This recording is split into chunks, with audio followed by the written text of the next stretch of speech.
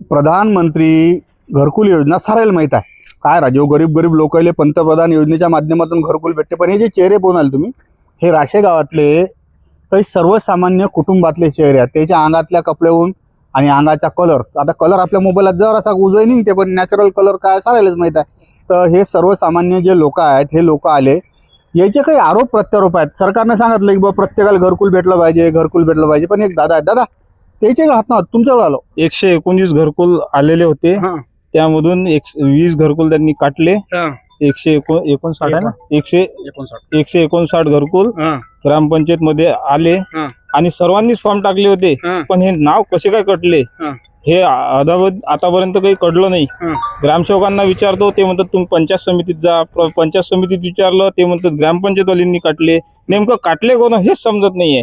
आणि कोणी म्हणते कोण, म्हणजे माझं घरकुल आहे, माझं घरकुलच्या यादीत नाव होतं, पण मला दाखवलं त्यांनी की बा जागाच नाही याच्याकडे. म्हणजे जागा आहे असल्यावरही ते म्हणत आहे की जागा नाही म्हणून. असे डोंगरे साहेब, इथले डोंगरे साहेब आले होते सर्वे करायला, पण ते सर्वे केला कुठून हेच समजत नाही. घरून केला याचा आरोप आहे. सांगा जरा प्रॉपर माहिती सांगा. माझं म्हणणं असं आहे की 2024 मध्ये माझं मागच्या लिस्टीत नाव आलं, पण या लिस्टीत माझं नाव काढून फेकलं. म्हणजे कोण काढलं बा? माझी थोडी अडचण होती जागामुळे, पण जागा आता माझी झाली.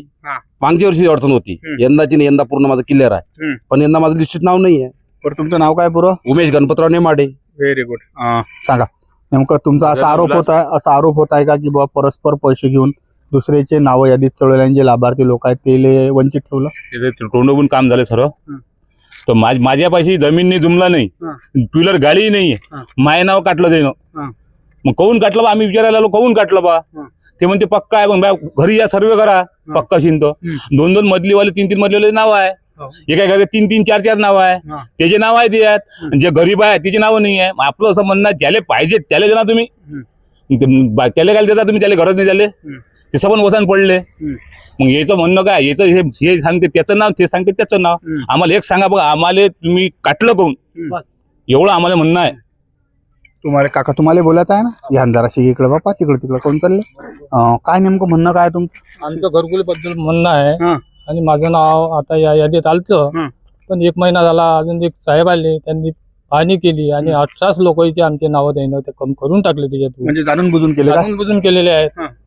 बाकीच्या याचा कोणताचा सर्वे केला नाही आहे त्यानं पाहिलं. आता त्याच्याजवळ 10 एकर शेती आहे, 5 एकर शेती आहे, 2-2 मजली घर आहेत. मग त्यांचे कसे नाव आले, आम्ही काय कोण्या नियमानुसार आम्हाला काढण्यात आलं याच्यातून, याच्याबद्दल तुम्ही आम्हाला सविस्तर माहिती द्यावी.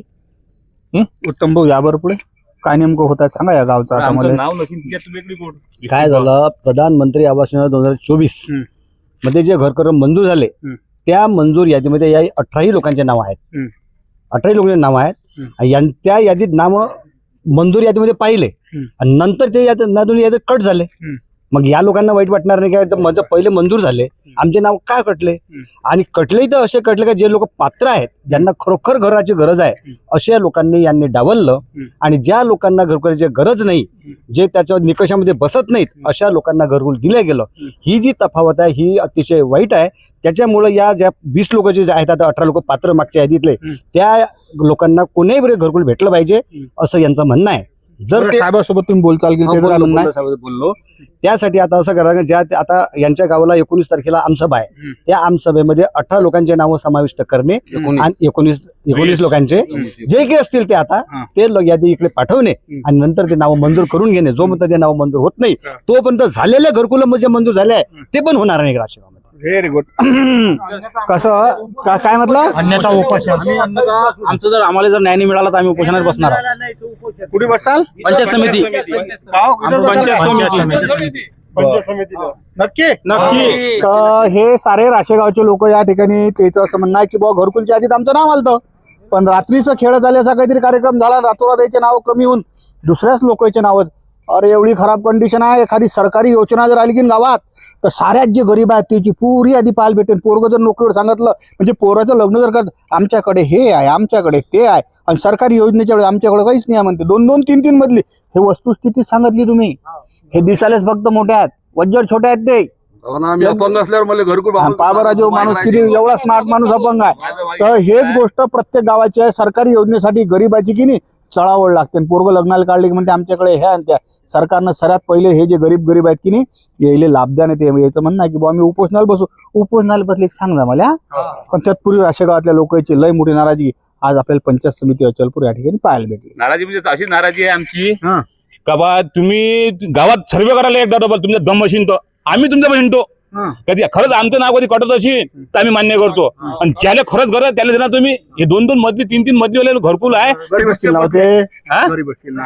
हा घरी बसले आणि हे आम्ही हिंडून राहिलो 200 बरोबर वाले रोज पडू